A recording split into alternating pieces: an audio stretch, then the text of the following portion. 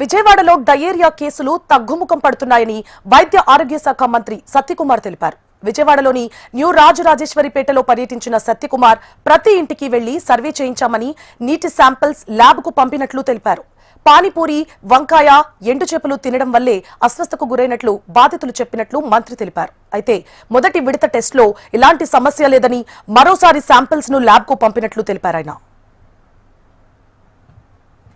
ఆయన ప్రాంతంలో గత 4 రోజులుగా డయేరియల్ కేసెస్ రావడం, వాటిని మొదట్లోనే గుర్తించి జిల్లా కలెక్టర్ని, అదేవిధంగా సంబంధిత వైద్య శాఖ అధికారులను, డిఎంహెచ్ఓని అప్రమత్తం చేయడం, ఇక్కడ స్కూల్లో ఒక క్యాంపును నిర్వహిస్తూ నాణ్యమైన వైద్య సేవలను అందించే ప్రయత్నం ప్రభుత్వం చేస్తూ ఉంది. అయితే గతంలో మొదట్లో 20 నుంచి 30 డయేరియల్ ఎపిసోడ్స్ వస్తూ ఉంటే ప్రభుత్వం తీసుకుంటున్న చర్యల కారణంగా, వైద్య శాఖ సిబ్బంది కానీ జిల్లా యంత్రాంగం తీసుకున్న చర్యల కారణంగా తగ్గుముఖం పడతా ఉంది.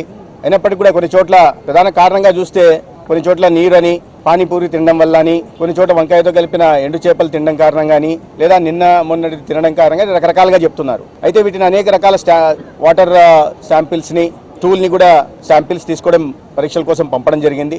మొదటి విడత జరిగిన వాటిల్లో అన్నీ కూడా నెగిటివ్ వచ్చాయి. రెండో విడత కూడా మళ్ళీ పంపడం జరిగింది. బ్యాక్టీరియాలజికల్, బయాలజికల్, మైక్రోబియల్ టెస్టుల కోసం పంపించడం జరిగింది. ఇవాళ రిపోర్ట్లు కూడా రావాల్సి ఉంది. వాటి వచ్చిన తర్వాత దీన్ని మరి కాస్త కూలంకుషంగా పరిశీలించి, భూగర్భ జలాలు కూడా కలుషితమైనాయా, అటువైపు నుంచి ఏదన్నా ఈ ఆర్ఓ ప్లాంట్ల నుంచి నీరు తాగడం వల్ల వస్తుందా అనే విషయాన్ని గమనిస్తూ ఉన్నాం.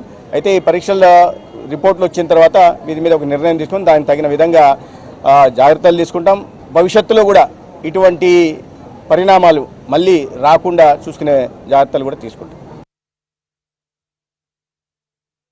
ప్రాంతంలో గత 4